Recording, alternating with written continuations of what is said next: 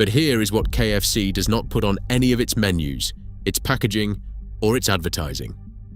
The chicken you are about to eat was almost certainly born, raised, and slaughtered within 35 days of hatching. Not because that is how long chicken takes to grow, because at 35 days, the bird has been selectively bred to grow so fast its legs can barely carry its own weight. And that chicken, before it reaches your bucket, goes through a process that the company itself describes only as pressure cooking in vegetable oil. Today we are going inside KFC UK. The sourcing, the preparation, the hygiene record, the gap between what they advertise and what you are actually buying. Some of what you are about to hear will genuinely surprise you. Block 1: The sourcing lie. KFC UK processes approximately 23 million chickens every year in Britain. Their marketing describes this as 100% British and Irish chicken.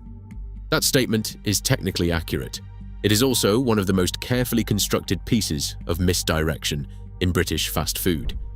British and Irish origin tells you where the bird was raised for most of its 35-day life. It tells you nothing about the breed, the conditions, the stocking density, or how it was slaughtered. The breed is almost universally the Ross 308 or Cobb 500. Fast-growth broiler breeds specifically engineered to convert feed into body mass at an extraordinary rate. A standard chicken reaches slaughter weight in 35 days.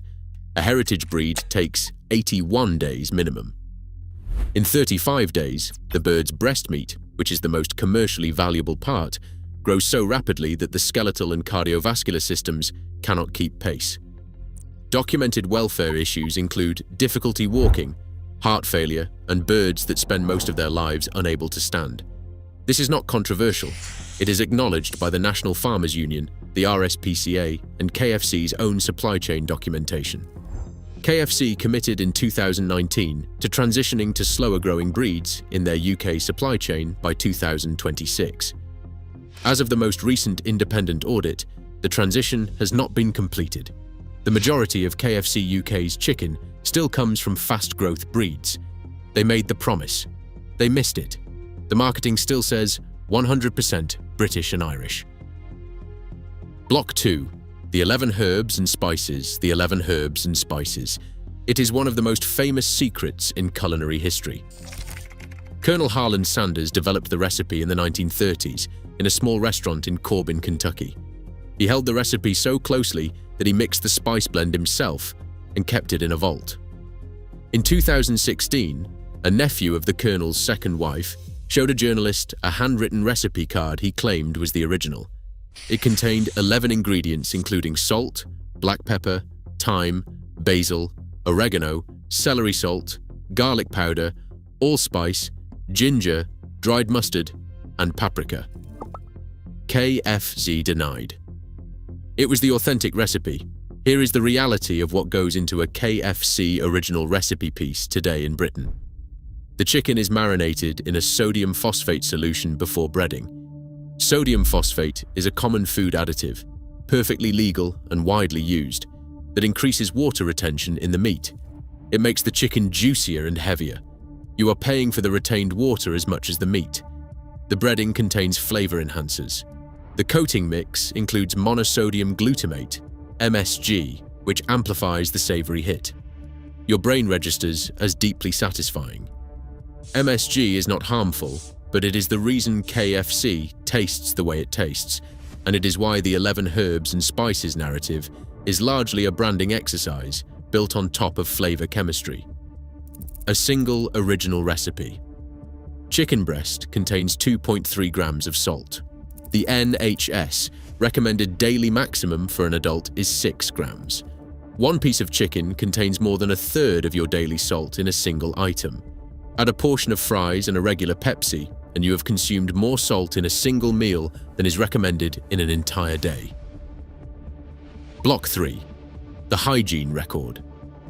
The Food Standards Agency publishes hygiene ratings for every food business in England, Wales, and Northern Ireland. A score of 5 is the highest. A score of 0 means urgent improvement is required. Here is what that database shows for KFC branches across the UK. In 2023 and 2024, Multiple KFC branches received hygiene ratings of 1 or 2, meaning major or significant improvement required. Branches in Birmingham, London, Leeds, and Manchester have all appeared on the FSA database with ratings that should give pause to anyone about to order. The FSA database is public. You can check any KFC branch in Britain before you eat there. Most people do not. The corporate response to underperforming branches is retraining and reinspection. Some branches improve rapidly. Others appear on the database with repeated low scores over multiple inspection cycles. There is also the chicken delivery crisis of February 2018, a moment that briefly made KFC the most discussed brand in British media for entirely the wrong reasons. KFC UK switched its logistics contract from Bidvest to DHL. DHL, a parcel delivery company with no prior experience in fresh food logistics, was unable to manage the supply chain. Within days, over 700 of KFC's 900 UK branches had run out of chicken. Customers arrived to find handwritten signs on the doors. Some called the police to report the closures as an emergency. The incident was so widely covered that KFC took out full-page newspaper advertisements featuring a rearranged version of their own acronym. The company that could not deliver its own chicken for a week is the company telling you its supply chain is premium. Block 4. The price reality. A KFC mega box in the UK currently costs £8.49. Inside, one piece of original recipe chicken, one mini fillet burger, regular fries, and a regular drink. The food cost to KFC, the actual ingredient cost of everything in that box, is estimated by industry analysts at approximately 22 to 25% of the retail price. That means the physical food in your mega box costs KFC roughly £1.85 to £2.10. The rest covers labour, rent, franchise fees, utilities, marketing, and margin. You are paying £8.49 for something that cost the company approximately £2 to make. That is not unusual for fast food. The economics of the category are built on this model. But it becomes more interesting when you consider what has happened to portion sizes and prices simultaneously. The KFC bargain bucket, introduced in the UK in the 1980s as a genuinely affordable family meal, has seen its price rise from approximately £5.99 a decade ago to between £17.99 and £22.99 today, depending on size and location.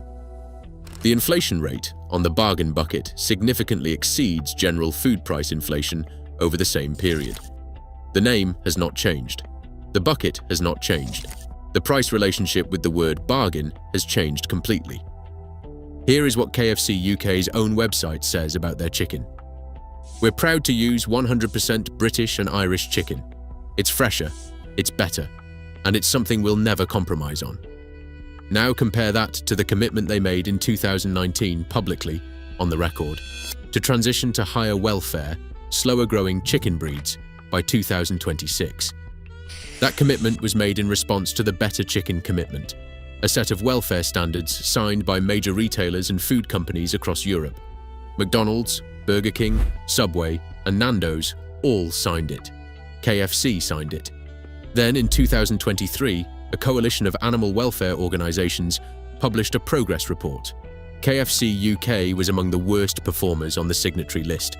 Minimal transition, minimal reporting, minimal accountability.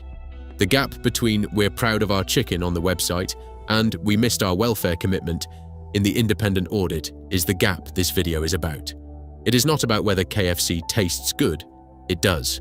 That is not the point. It is about whether the story they are selling you matches the reality of what you are buying. To be fair, because this channel is always fair, there are things KFC does genuinely well. Their allergen information is among the most detailed and accessible of any UK fast food chain. Everything is on the website and in every restaurant. For families managing food allergies, KFC's transparency here is better than most competitors. Their halal certification at specific branches is rigorously audited, something that matters to a significant portion of their UK customer base and that they take seriously. And the food itself. Whatever you know about the supply chain, the sodium, the price inflation, the original recipe chicken is a genuinely distinct product. The pressure cooking method creates a texture that nobody else has successfully replicated. That is real. That took Colonel Sanders decades to develop. The best order on the menu, if you are going, 2 pieces of original recipe chicken. That is the product closest to what the brand was actually built on, with corn on the cob, which is the lowest sodium side on the menu, and one of the few items that has not been significantly reformulated. Colonel Sanders was 62 years old when he franchised his first KFC. He spent years driving from restaurant to restaurant, cooking for owners, demonstrating the recipe, taking a few cents per chicken sold. He built something genuine, a specific method, a specific taste, a real product. He sold the company in 1964 for £2 million. He spent the rest of his life publicly criticizing what the new owners had done to his recipe. He called the gravy wallpaper paste. He called the food a damn fried dough ball stuck on some chicken. The man who invented the 11 herbs and spices did not recognize what they had done to his chicken. You have been eating at KFC your whole life. Now you know what Colonel Sanders thought of it. Subscribe. We have a lot more of these conversations coming.